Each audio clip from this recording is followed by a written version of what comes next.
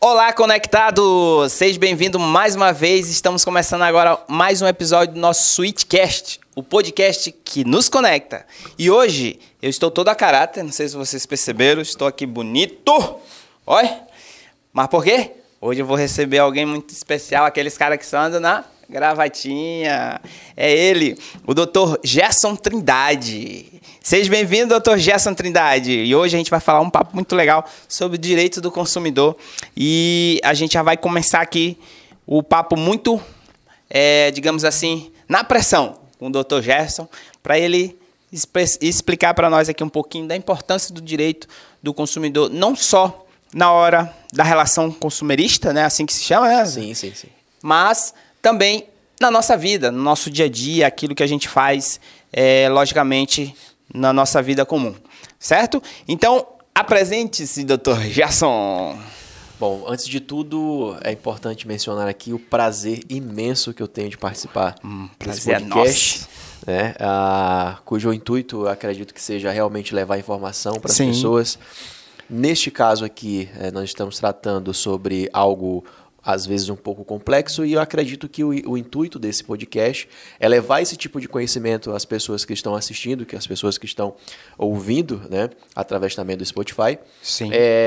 Conhecimentos jurídicos, algumas curiosidades, algumas respostas, algumas perguntas que também já fizeram, né, de uma forma simples, compreensível, que as pessoas consigam entender exatamente qual o seu direito.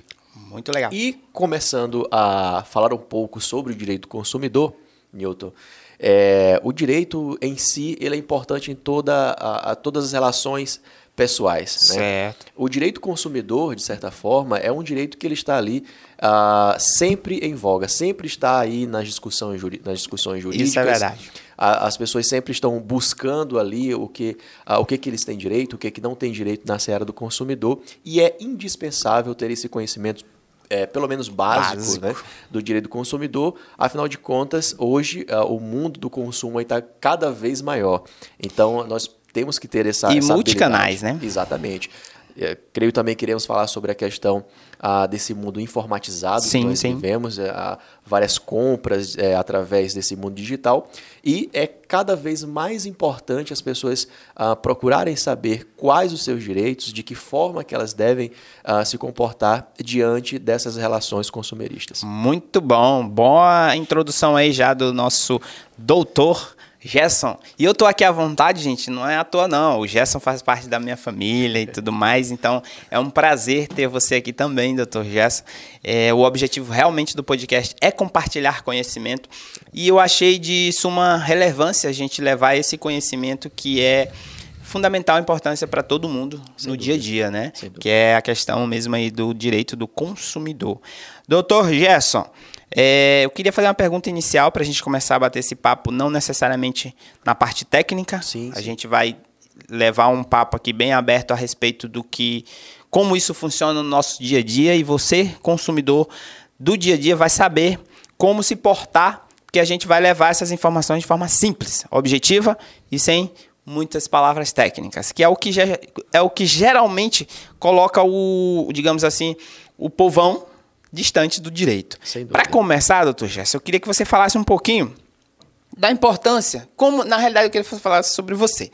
Como foi que veio essa vontade de ir para a área jurídica, de ser um advogado? Isso veio de berço? Quem influenciou você? Isso veio de família? Não teve essa influência familiar? Como foi que isso surgiu na sua vida? Conta para nós aí, meu amigo. Perfeito. Essa vontade, né, de atuar nesse mundo jurídico, por algumas razões pessoais, ela se deu desde muito novo. Né? Eu sempre tive uma apreciação, diga-se de passagem, eu sou um apaixonado pela advocacia, eu amo a advocacia. Ótimo. E acredito que eu nasci para isso mesmo. Bom, eles dizem que quem trabalha com o que ama não trabalha. Exatamente. É verdade? É verdade. Hoje mesmo eu estava resolvendo algumas questões, né, de maneira administrativa, e me deparei com algumas situações, e por um instante, enquanto eu aguardava alguns documentos serem expedidos, eu parei e pensei, meu Deus, eu realmente estou no lugar certo, porque eu estou fazendo isso e eu amo fazer isso. Ótimo, isso é bom demais. Desde muito cedo, inclusive, tive essa visão, né, no ensino médio, como eu já falei. E aí eu estava numa situação em que eu já estava trabalhando, Sim. Né, ali depois de ter terminado o ensino médio, e já estava ali financeiramente numa situação em que eu já poderia ajudar alguma coisa em casa, e a gente se sente, né, realmente muito feliz. Sim, né? sim, é uma realização, né? Exatamente. E eu estava nessa situação quando eu havia feito a prova do Enem, e aí eu recebi lá o resultado de que eu poderia cursar Direito através do Enem. Muito numa bom. boa faculdade, a UNDB, né, aqui Top. em São Luís. E eu costumo dizer que eu não pensei duas vezes no que eu ia fazer, porque foi exatamente o número de vezes que eu pensei. Entendi. A primeira vez eu pensei sozinho, né, eu conversando com o nosso Deus, né, para saber se exatamente era aquilo. Afinal de contas, eu estava trabalhando em uma empresa, eu estava construindo ali uma certa carreira dentro daquela empresa. Sim. E eu precisava realmente decidir se era aquilo mesmo que eu queria fazer naquele momento. Legal. Então eu tive esse primeiro momento de pensar. E depois com pessoas importantes para mim na minha vida, como o meu pai, o meu guerreiro, né? A minha mãe também, minha guerreira, Show. Meu irmão, e uma pessoa também muito importante que me deu ali uma sacudida, né? E disse, você vai cursar o seu curso, vai estar tudo certo, e depois você vai colher os frutos desse curso. E aí foi quando eu decidi, né? E larguei tudo que estava em relação ao trabalho e tudo mais, e vir para São Luís. Se dedicar aos estudos. Como as pessoas dizem, na cara e na coragem. Entendi. Mais na coragem do que na cara.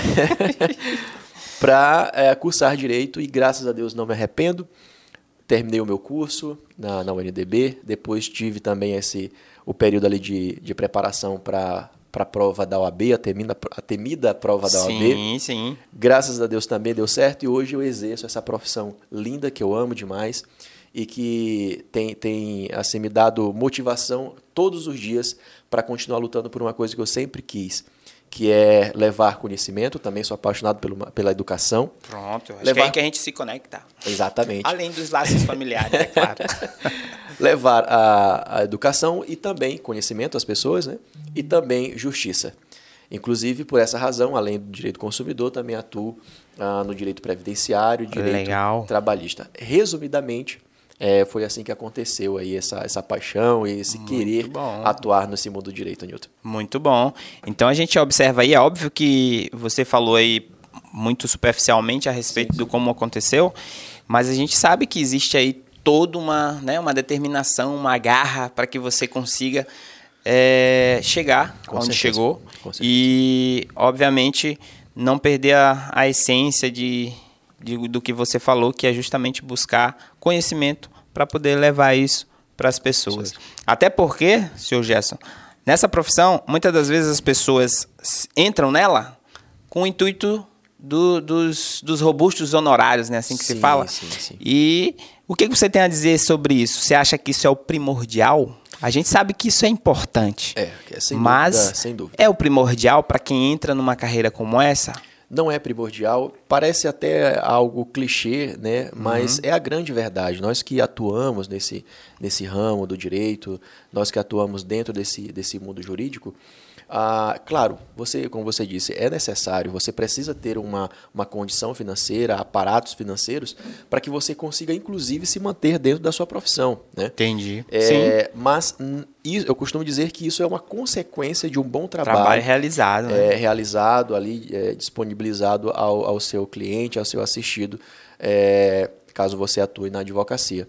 Bom. Mas não é o principal. Não é o principal. Você deve se preocupar com coisas acima dessas questões financeiras. Entendi. E não tenho dúvida de que a consequência virá através desses êxitos, né, dentro da questão financeira. Muito bom, muito bom. Porque isso é importante, porque muitas das vezes as pessoas começam alguma coisa porque todo mundo fala, não, a advocacia dá dinheiro, a advocacia é aquilo ali, aquilo te dá um glamour. E falar em glamour, eu vou até emendar aqui uma pergunta, doutor Gerson, que ela é um pouquinho complexa, espinhosa, digamos assim.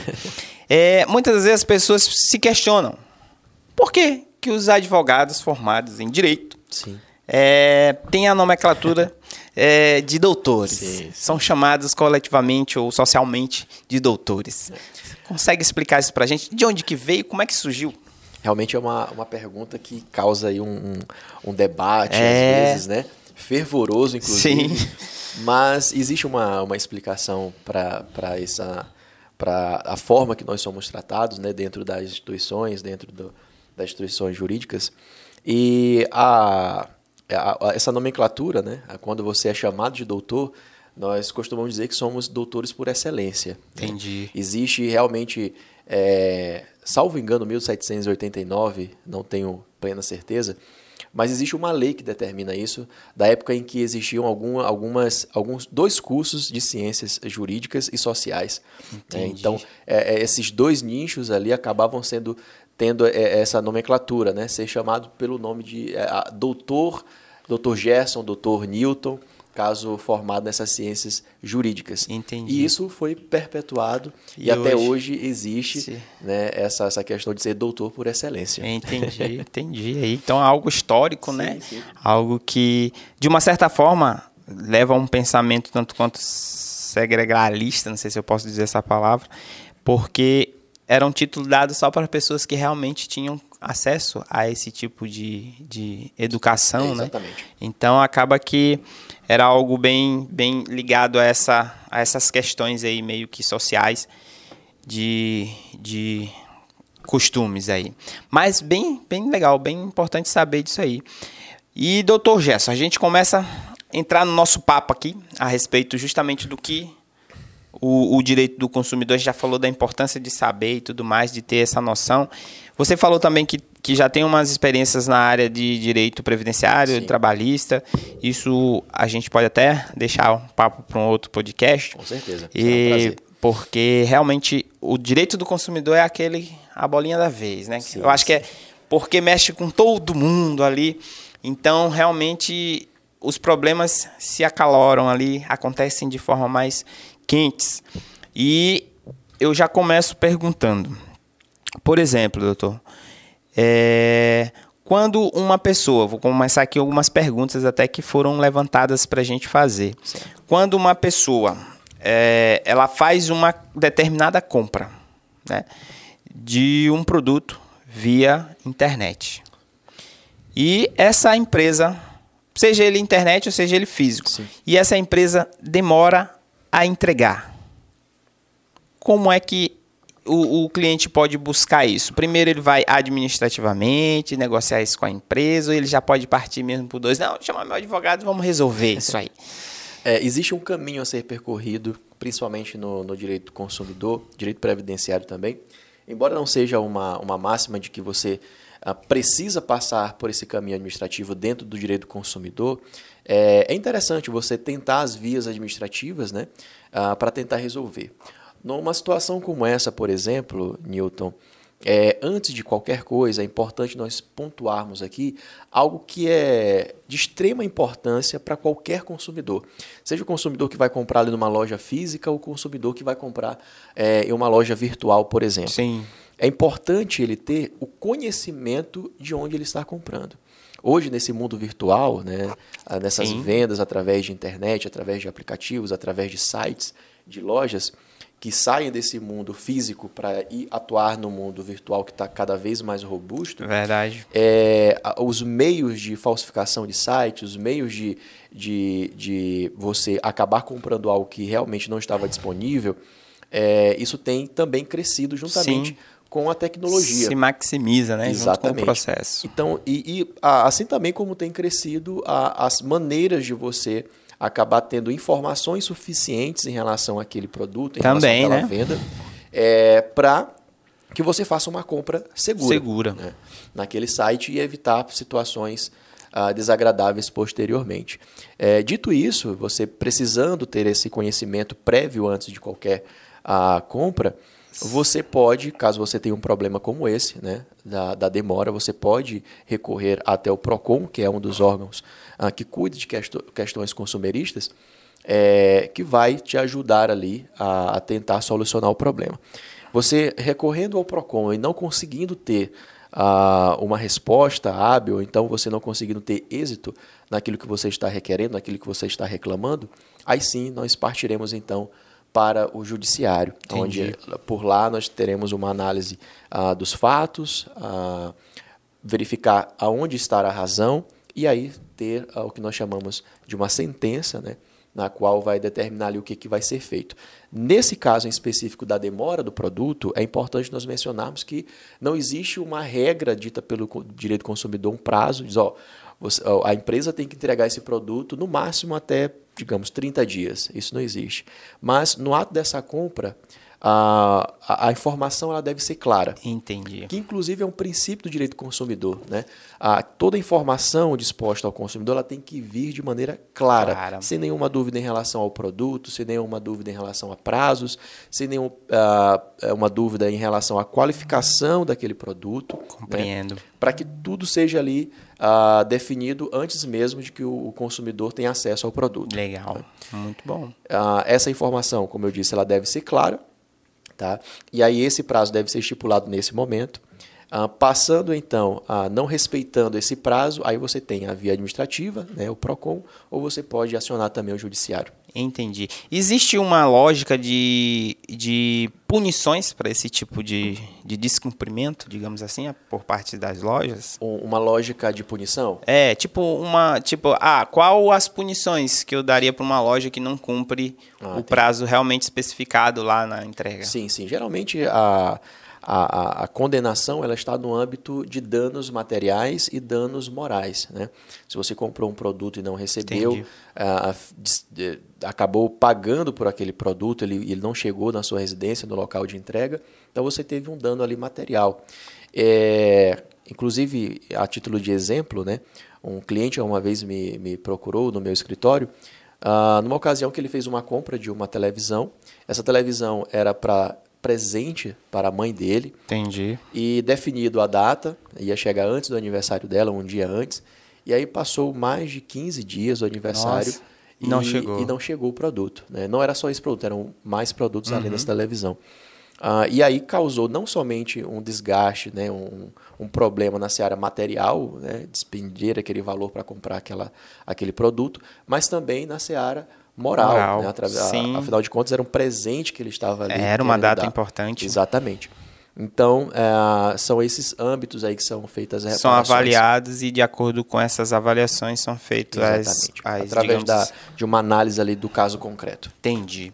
Senhor Gerson, outra pergunta aqui que os telespectadores fizeram, que a gente leu isso aqui durante a divulgação do podcast, é um estabelecimento, aquela pergunta clichê, pode estabelecer o limite para compra no cartão de crédito? Essa pergunta, sempre que nós resolvemos falar de direito do consumidor, ela surge. Não tem como. E a resposta é não. Você não pode, o dono ali daquela loja, o dono daquele empreendimento, ele não pode limitar um valor ali para você passar no seu cartão de crédito. Né? Entendi. Não há essa possibilidade de acordo com as leis consumeristas. Tá? O que ele pode fazer ali, isso é uma prática corriqueira, inclusive, dessas pessoas, que vão embutir aquele valor, que é geralmente aquela taxazinha que é passada na máquina. Né? É embutir no valor, né, do produto para que ele não tenha nenhum tipo de prejuízo, né, naquela venda. Mas esse risco ele deve ser imputado, arcado exatamente pela loja de exatamente. Muito bom. Porque às vezes isso aqui acontece muito e caso, por exemplo, eu fui comprar e eu não tenho dinheiro. Sim. E eu preciso do produto. Eu só estou com o meu cartão. E às vezes o estabelecimento me barra e eu não consigo passar aquilo ali. Porque não, a venda aqui no cartão é passada no mínimo R$10. E lá custava R$2 o meu produto. E eu não consigo comprar. Como é que eu posso rever isso aí? Bom, da mesma lógica que nós conversamos agora há pouco, né? Isso também pode gerar não somente um desconforto na seara material, sim, mas também no âmbito moral. Né? É importante também mencionar, Newton, que dentro do judiciário nós precisamos, isso é uma questão realmente educacional na questão jurídica, que nós precisamos trabalhar sempre com o bom senso, né? É claro que um valor ínfimo você não vai mover, por exemplo, todo um judiciário, Entendi. Juízes, advogados, a complexidade de um processo, né? Ele passa ali por diversas questões até finalmente ser resolvida aquela situação por conta de um valor mínimo. Agora, claro, existem situações que são indiscutíveis, não tem como abrir mão quando, por exemplo, isso passa a ser um constrangimento, quando Entendi. isso passa para uma seara moral da situação, Entendi. né? Então, realmente, nós não podemos abrir mão desses direitos. As outras questões mais tranquilas, menos complexas, né? A gente consegue resolver uma conversa e, às vezes, até mesmo na seara administrativa através do PROCON. Entendi, muito bom. Existe também uma pergunta aqui, ela é um pouco espinhosa. Olha só, ele diz assim: o que fazer quando faço uma compra pelo chat de um site e isso não é registrado no site oficial? Talvez ele entrou lá no site, foi lá no menuzinho de atendimento e por lá a pessoa, sei lá, gerou um boleto e ele pagou e, sei lá, por algum momento ele não recebeu. Entendi. Pelo jeito aqui. Entendi. Bom, esse é um problema que a tecnologia, infelizmente, ela traz e que nós devemos ter cuidado em relação a isso, né? Como nós dissemos agora há pouco, antes de fazer qualquer compra, principalmente pela internet, você precisa fazer uma avaliação de onde você está comprando, você precisa saber se aquele site é verdadeiro, você precisa saber se os locais ali que você vai emitir boleto, se realmente está sendo autorizado ou não através daquele site, né? E se é realmente uma compra segura. Entendi. Feito isso, em uma situação como essa, é claro que por alguma razão, né, você que faz parte desse mundo tecnológico, você pode explicar melhor. Mas, às vezes, isso realmente não acontece, né? Você faz a compra, mas não consta ali registro no site. Exatamente. E como que vai resolver isso? Você pode facilmente ali uma tratativa entre você e o fornecedor, né, daquele produto, exemplificando ali através de uma comprovação, né? Você vai mostrar ali prints, você vai mostrar o próprio pagamento do boleto, para que eles entendam que realmente a compra foi efetuada, embora não esteja no sistema, por alguma falha que não é culpa do consumidor, mas sim do fornecedor da empresa que está vendendo aquele produto.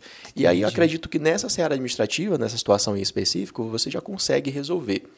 Agora, claro, né, nós podemos resolver também, nós podemos recorrer à seara judicial caso exista algum empecilho ali da empresa em relação a isso. Ainda que negado. Exato. Ainda com que nós tenhamos essa comprovação, né, esse elemento de prova que nós chamamos no direito, e a empresa realmente negue a fazer isso, nós podemos recorrer ao judiciário para ter uma análise mais criteriosa e decidir ali quem que tem a razão na situação. Entendi. Então, realmente as pessoas devem ter muito cuidado nessas compras online e garantir, primeiro passo, como você já deu essas informações, assim como a internet multiplicou os canais de compra, ela também multiplicou os canais de consulta. E lá você consegue entender o perfil de uma empresa ou de um site que vende N produtos, que antes de você efetuar literalmente uma compra lá, você consegue entender o perfil dela ali, se realmente ela cumpre com os prazos de entregas, se realmente ela está com uma nota aceitável dos consumidores em relação à qualidade dos produtos e N coisas. Então a gente realmente deixa aconselhado aqui que você realmente faça uma pesquisa antes.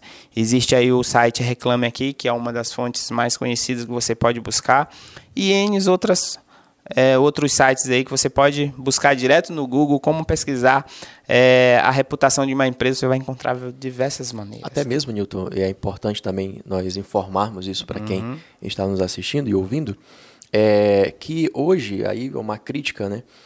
Hoje esses crimes cibernéticos, né, eles têm uma maior dificuldade de solução, porque a tecnologia ela vai avançando de maneira sem limites, acelerada demais até. Demais. Né? Então, o que acontece? Às vezes o direito, né, o mundo jurídico, ele não consegue acompanhar de imediato. Então, nós temos inovações legislativas, nós temos inovações de formas de punição, né?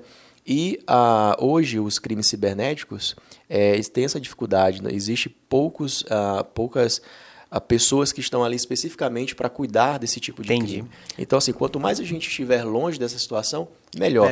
E se precaver para justamente não cair nessas situações aí. Exatamente. Porque eu acho que hoje é impossível a gente não participar, né, dessas compras online, tudo já está online. É só realmente ter cuidado, estar sempre precavido em relação a isso e para precaução nada melhor do que informação. Sem dúvida. Então a gente recomenda justamente que você busque isso antes de fazer qualquer negociação aí pela internet, certo? Então, eu tenho aqui uma pergunta que ela é de alguém muito próximo, né? Essa é complicada. Essa pessoa, ela tem a seguinte situação. Ela tem um filho matriculado na escola e tem todos os meses o boleto de pagar das mensalidades. Entendi. Mas aí, no meio do ano, o menino está de férias. Certo. No final do ano, também fica de férias lá em dezembro e tudo mais. Mas, além disso, em janeiro, o menino já vai começar a estudar em fevereiro. Mas já paga-se ali uma mensalidade, como se fosse além da taxa de matrícula, às vezes até. E eu lhe pergunto, isso chega muito para ser resolvido ou isso pode? Bom, a nossa conversa aí está girando muito em torno de conhecimento, né, de buscar informações. De ter acesso às informações do que pode, do que não pode, exatamente, do que deve. E nessa situação, são casos corriqueiros, né, principalmente em relação a instituições educacionais, onde existe essa situação que muitas vezes o consumidor se sente lesado. Sim. Eu estou pagando num período que o meu filho não está na escola e ainda assim eu tenho que pagar a matrícula, sim, enfim, e se sente lesado. Mas existe uma coisa, Newton, que aí vai a questão a título de informação, existe uma coisa que nós chamamos que faz lei entre as partes. Entendi. E o que faz lei entre as partes nessa relação consumerista? O contrato. Então, se existe um contrato, você leu aquele contrato e lá no contrato existe uma cláusula, que geralmente que acontece nessa situação, sim, dizendo que você vai fazer esse tipo de pagamento nessas situações em específico, e você assina concordando, anuindo com aquilo dali, entendi, dando anuência, então ali criou-se ali uma lei entre as partes. Aquele contrato ele tem que ser cumprido que tá regindo, de ambas as partes. Aquela situação. Exatamente. Então, entendi, geralmente é o que acontece. Então, qual que é a orientação jurídica para isso? Você que vai contratar, né, uma prestação de serviço, seja lá em qual âmbito for, não somente ler o contrato, mas é importante você submeter esse contrato a alguém que vai compreender, entendi, compreender o que está sendo descrito ali. Entendi. Às vezes é uma linguagem mais rebuscada, uma linguagem mais técnica, que uma pessoa que não tem esse conhecimento não vai entender. Compreendo. Então vai acabar assinando por mera formalidade ali mesmo, no caso da pergunta, né? Para a criança começar a estudar naquela escola, mas não vai entender o que ele está assinando. Então isso é muito importante, porque depois você vai reclamar de algo que você já assinou embaixo ali, dizendo eu concordo com isso e pode fazer. Entendi. Agora, é claro, Newton, é importante. Existem algumas leis entre as partes através do contrato, sim, que vai se tornar excessivamente onerosa. Né? E muitas vezes onerosa pela parte mais fraca da relação, que é a do consumidor. E essas cláusulas devem ser questionadas. Inclusive, existe a possibilidade de questionar judicialmente para que seja ali retirada daquele contrato de prestação de serviço. Muito bom, muito bom. E, doutor Gerson, eu acho que é importante a gente levantar que deve haver essa possibilidade, sim, né, de a gente rever determinadas cláusulas em alguns contratos, que muitas das vezes eu fico pensando aqui. Hoje, no mundo online, quantas vezes você clicou em concorda nos termos?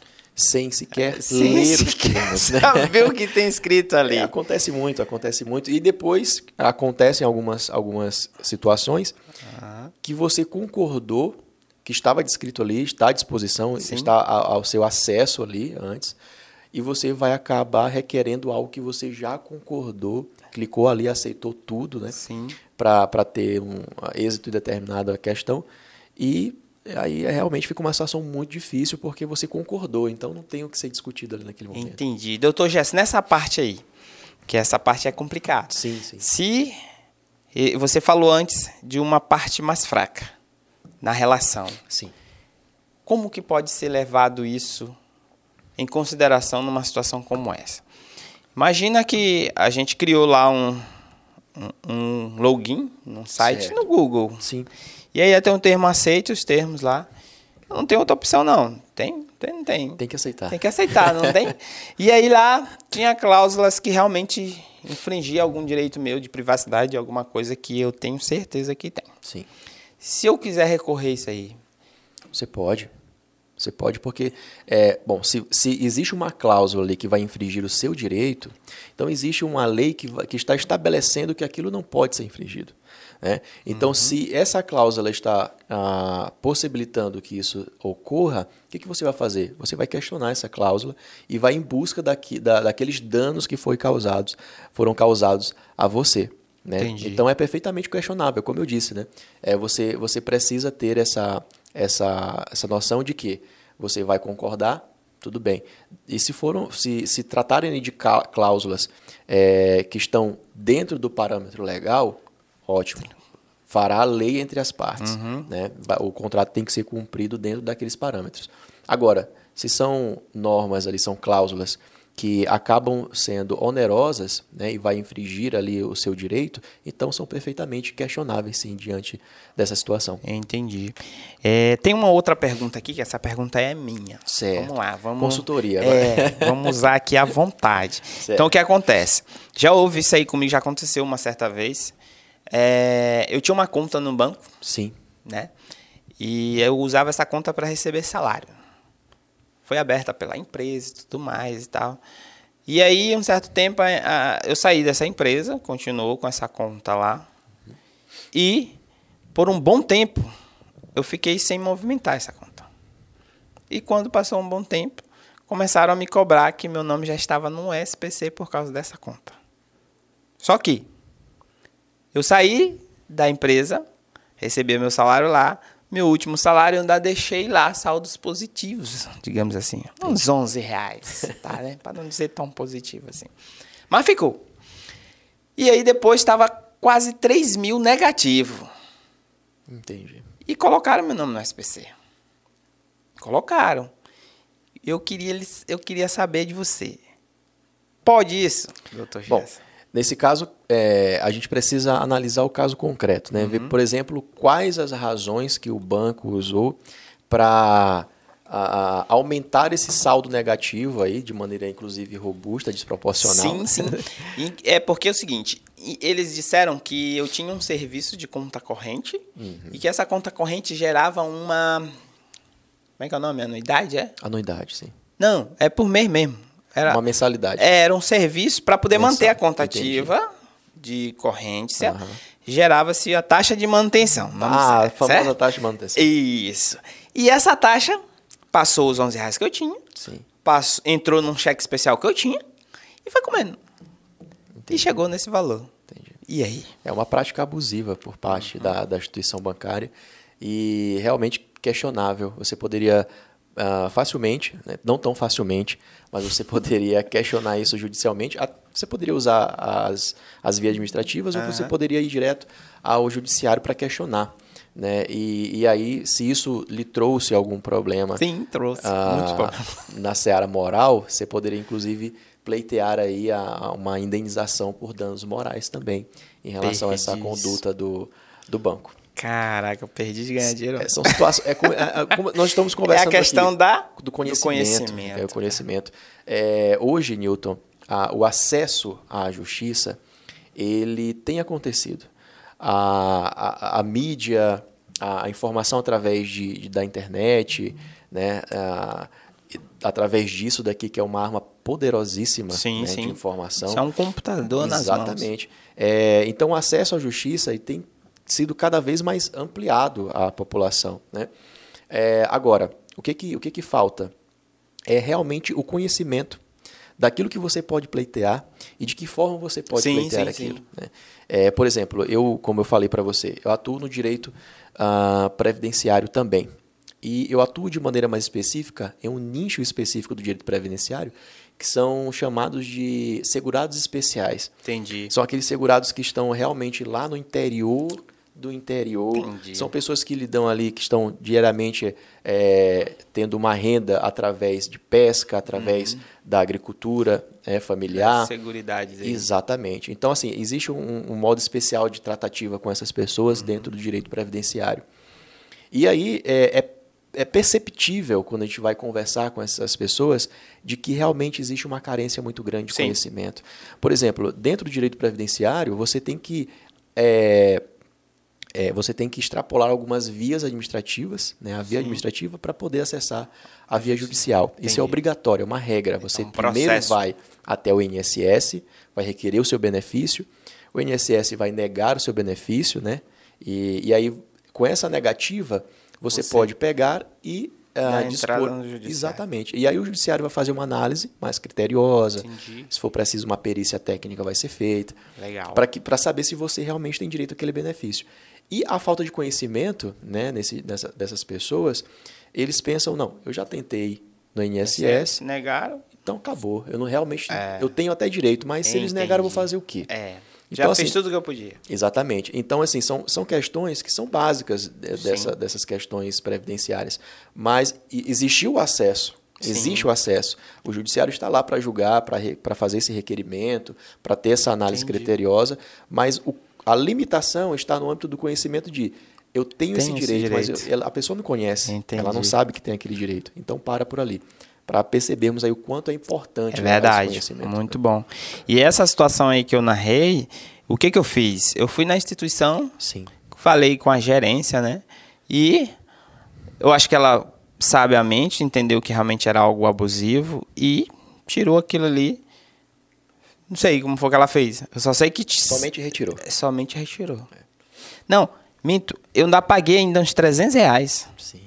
Paguei uns R$300 porque, segundo ela, era o que realmente eu devia devido, né, às manutenções da minha conta lá. E eu paguei. Pô, pode tirar 3 mil, pagar 300, tudo bem, paguei. Tirei meu nome do SPC. Tá no lucro, entre aspas. Agora um detalhe, doutor Gerson. Até hoje, alguma assessoria me liga para me cobrar esse mesmo valor. Certo. Só que eu vou no banco, não tem. Entendi. O que aconteceu aí? Alguém vendeu esse título e... Meu nome hoje não está no SPC também. Entendi. Hoje existe muito isso da terceirização de cobrança. Sim. Né? Então, nessa terceirização de cobrança, existe às vezes uma falha de comunicação. Às vezes o cliente pagou aquela dívida e no sistema do devedor principal, ok, foi dado baixa ali daquela situação.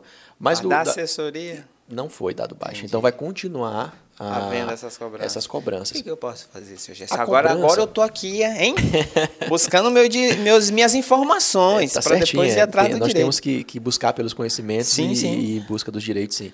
A cobrança em si, ela tem algumas especificações, né? É claro que você pode ser cobrado. Você deve alguma coisa, você pode ser cobrado. Mas essa cobrança, ela não pode ser uma cobrança excessiva, de maneira que vai ser vexatória, de maneira que vai te colocar em algum constrangimento ali daquela cobrança, né? E nesse caso está acontecendo uma cobrança indevida. Então, se é uma cobrança indevida, você pode facilmente ali pleitear via administrativa, via judiciário, danos causados por essa cobrança indevida, pela insistência dessa cobrança de algo que você já pagou, né, que não existe mais. E aí você vai mover uma ação, como eu disse, na seara administrativa ou no judiciário, pleiteando ali danos morais em relação àquela cobrança. Opa, seu Gerson, já vai sair daqui com uma causa. Nós temos que conversar daqui a pouco. Então, muito bom, legal observar isso aí. Porque realmente nos falta conhecimento. Sem dúvida, né? Sem dúvida. E esse conhecimento, a gente vê que é algo que é enraizado, que está faltando, essa divulgação. E às vezes, quando chega rebuscado, chega desvirtuado. Exatamente. Hoje eu entendo que falar dessas questões, né? Claro, por exemplo, nós aqui estamos falando para pessoas que muitas vezes não têm esse conhecimento específico, técnico das questões jurídicas. Então não adianta eu falar, por exemplo, que vai existir uma inversão do ônus da prova. Tá, mas o que é uma inversão do ônus da prova? Eu não sei. Então, é uma informação que vai ser repassada e que ela não vai ser usada. Às vezes a pessoa tem um interesse, às vezes a pessoa está passando por aquela situação, precisando daquele mecanismo, mas ela não entendeu, ela não sabe como é que ela pode fazer. Ela não sabe nem que existe, imagina o que é. Exatamente, né? Então, assim, nós devemos, né? É claro, quando nós estivermos atuando dentro das instituições, nós devemos sim manter a formalidade, manter as questões técnicas, jurídicas, sim. Mas quando, nessa tratativa com pessoas, ainda mais levando conhecimento, né, nós devemos simplificar as coisas. Clara, simplificar, um pouco mais objetivo, exatamente. Né? Para que possamos ser entendidos por aquelas pessoas que realmente precisam buscar o direito. Entendi. Muito bom, cara. Muito bom mesmo. Ouvir essas situações aí e saber o quanto é necessário a gente ter os nossos direitos garantidos, mas a gente não garante algo que a gente não sabe nem que existe. Exatamente. Né? Então, primeiro a gente tem que tomar ciência de que realmente aquilo é possível e que temos direito para que depois a gente entenda como ir atrás desses direitos. Então, são 2 níveis de conhecimento que a gente tem que ter acesso para poder pleitear a garantia desse direito. Sim. Eu lhe pergunto, eu lhe faço aqui um questionamento. O que você faria? Você falou aqui para mim agora há pouco que é defensor, né, da questão da educação, que preza por essa informação, por levar conhecimento às pessoas que realmente precisam. Se, eu suponho, dou aqui para você, se você realmente fosse o secretário de Educação do Maranhão, o que você faria pelo direito?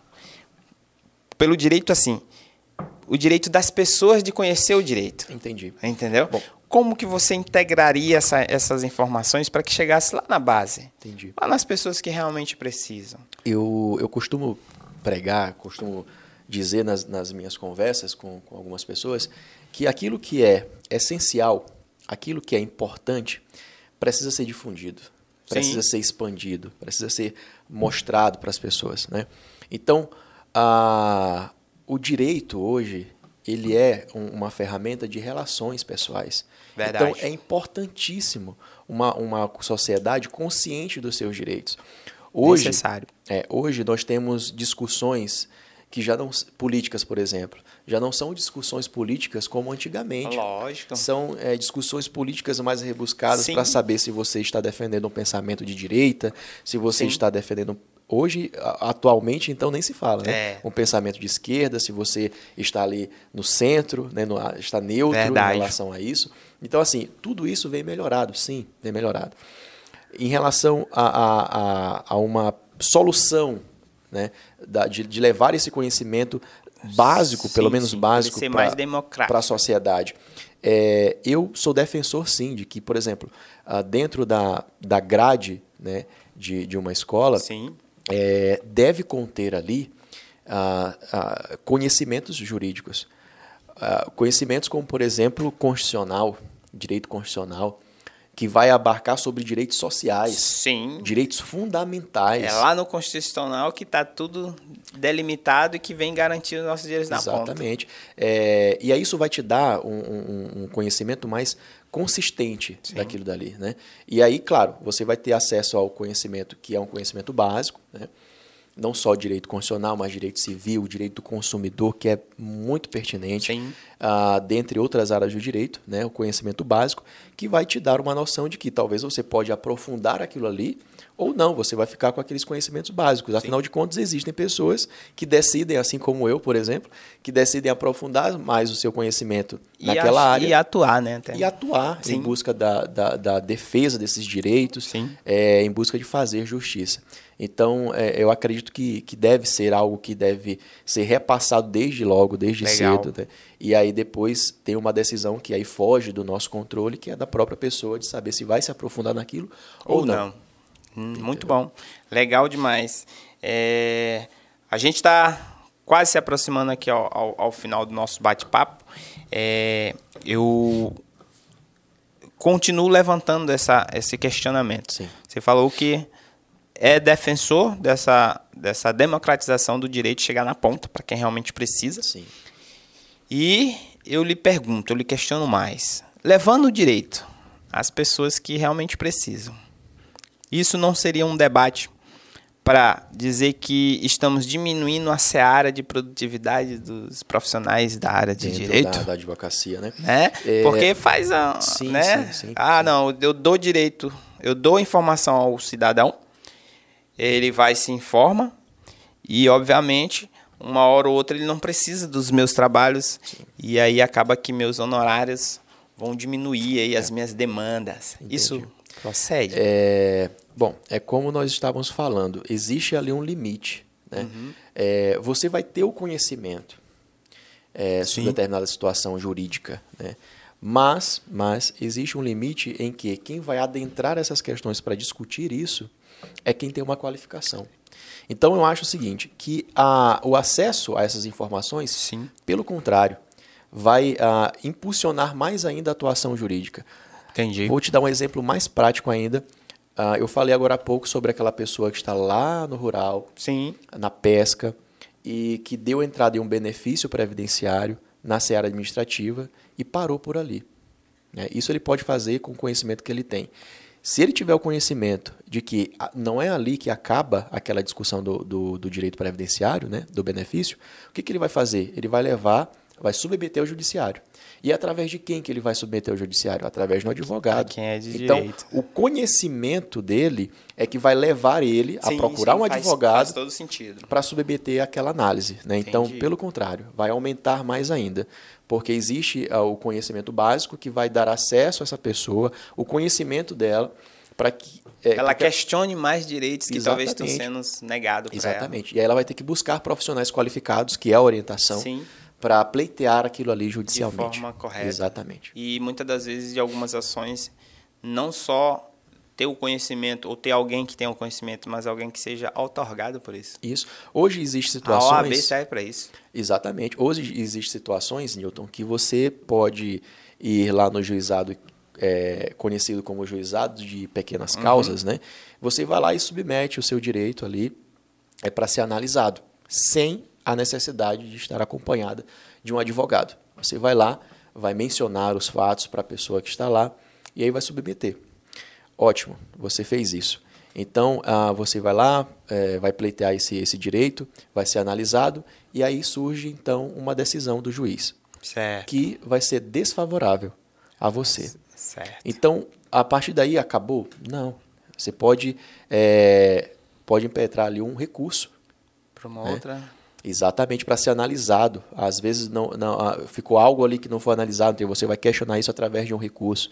Né? Então, houve esse conhecimento limitado. Sim. Você acessou o judiciário, mas existe um certo momento ali que vai limitar você. Então, você vai precisar de um advogado qualificado para fazer aquele recurso, para submeter ao judiciário, para ser ali realmente ter uma sentença justa para aquele caso que está sendo discutido. Legal demais. Então, se realmente o acesso à informação vai levar ao usuário, né, nós como cidadãos comuns, a ter mais clareza do que realmente a gente tem direito, é óbvio que situações que a gente não conseguir, a gente vai buscar um profissional que seja qualificado para isso. Então, realmente faz muito sentido. É assim na maioria das áreas, né? Sim, Por exemplo, eu tenho um conhecimento básico de informática. Sim. Né?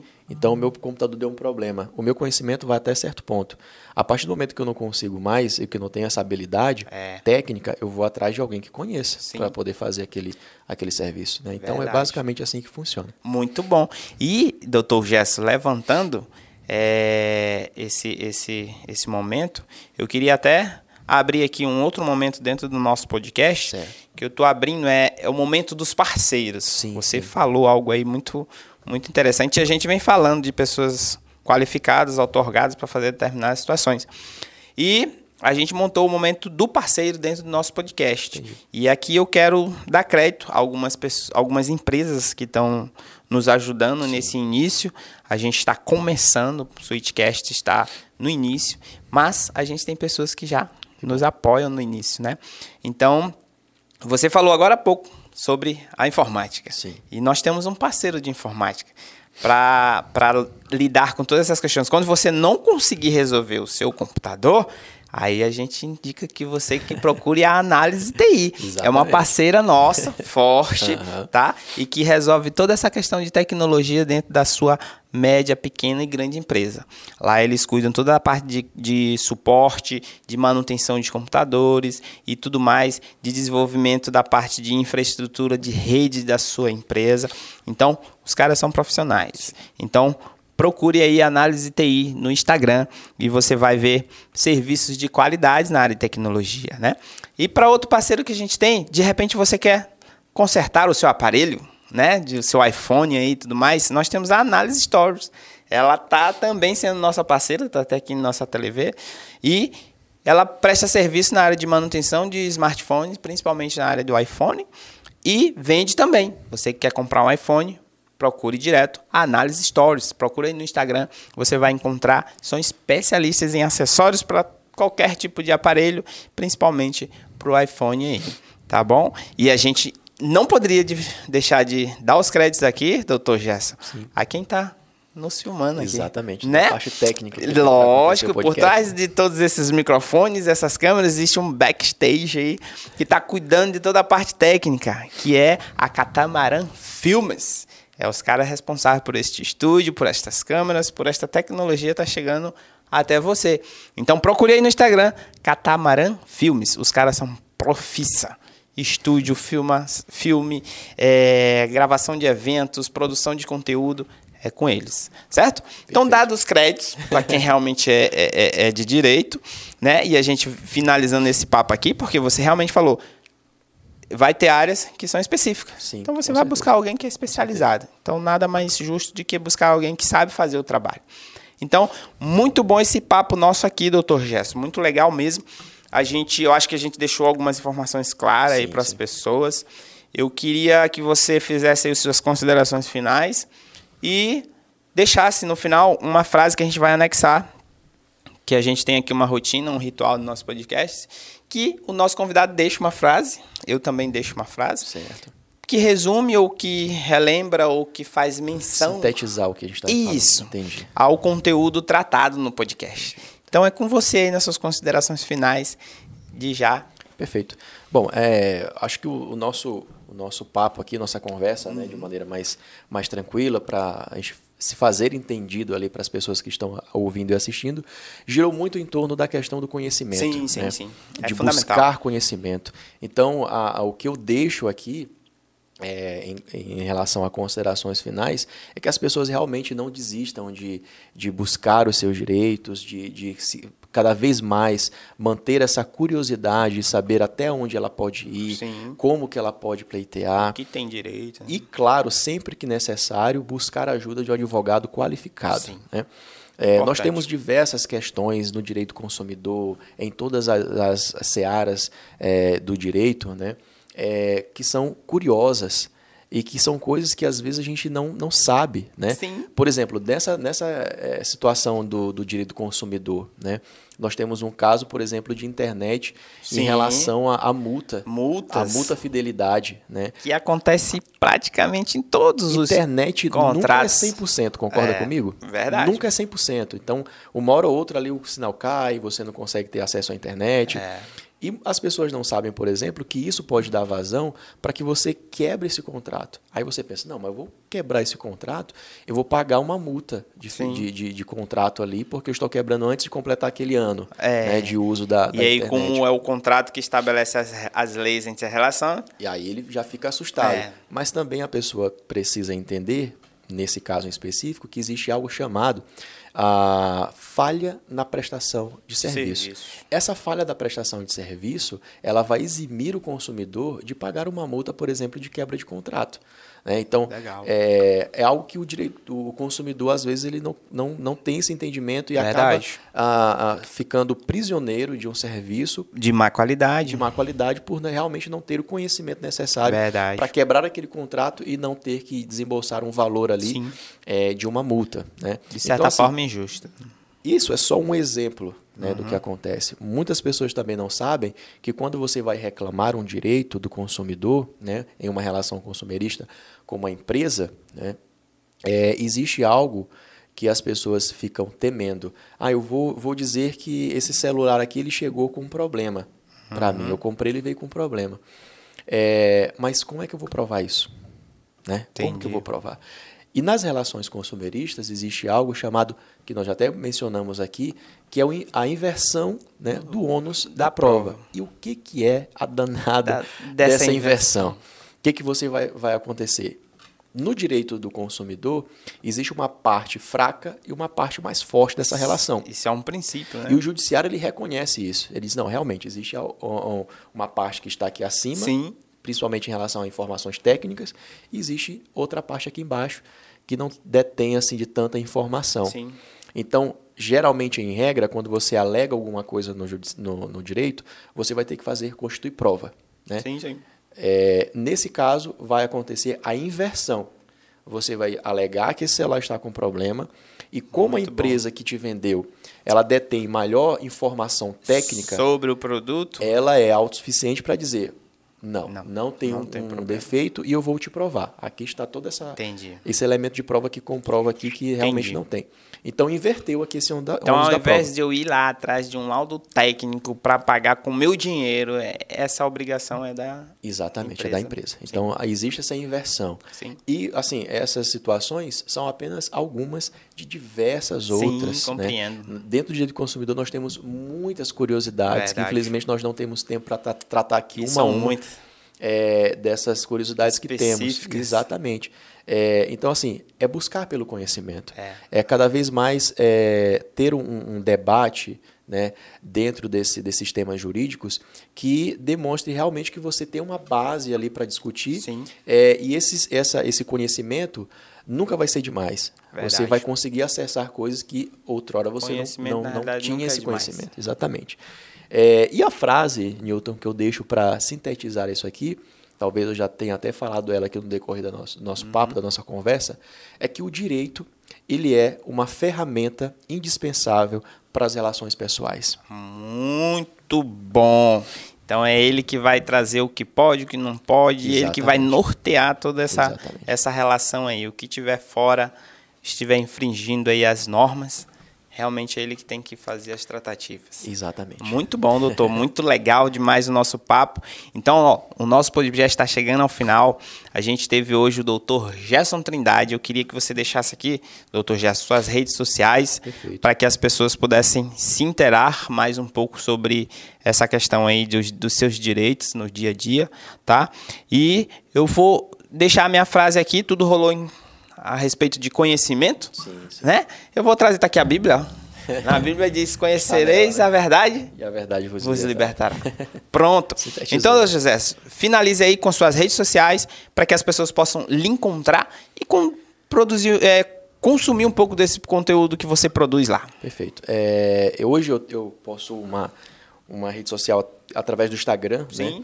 Que eu estou direcionando essa rede social justamente para trabalhar esses vídeos informativos, questões curiosas, questões que eu julgo que as pessoas às vezes não têm aquela informação que é básica. E está dentro do seu propósito, né? Foi isso que lhe moveu. Exatamente. Então, eu busco trazer esses informativos. Né? Então, você pode seguir lá o Instagram Gerson Trindade ADV, onde lá eu vou estar disponibilizando aí vários conteúdos, né? Informativos que vai levar conhecimento aí, que é o que a gente tanto quer que aconteça, né, dentro dessa sociedade que carece um pouco às vezes de conhecimento. Muito bom, cara. Legal demais. Então, pessoal, busquem ele no Instagram, Dr. Gerson ADV, né? Gerson Trindade ADV. Gerson Trindade ADV. E fique mais informado, porque lá tem vários vídeos interessantes que falam de seus direitos do dia a dia. Aí talvez você esteja justamente com essa dúvida que já foi respondida em algum vídeo de conteúdo do Dr. Gerson. E de antemão, eu peço que você curta o nosso canal, né? Switchcast. Procure-nos no Instagram, também Switchcast. E que você... Agora nós estamos também no Spotify, sabia? Spotify. Você pode... não tenho tempo para ficar olhando esses caras feios aí e tal. Ouça lá só o nosso áudio e fique informado, tá bom? Então, um grande abraço, muito obrigado. Espero que esse conteúdo tenha lhe ajudado em muita coisa. Deus lhe abençoe e até o próximo episódio.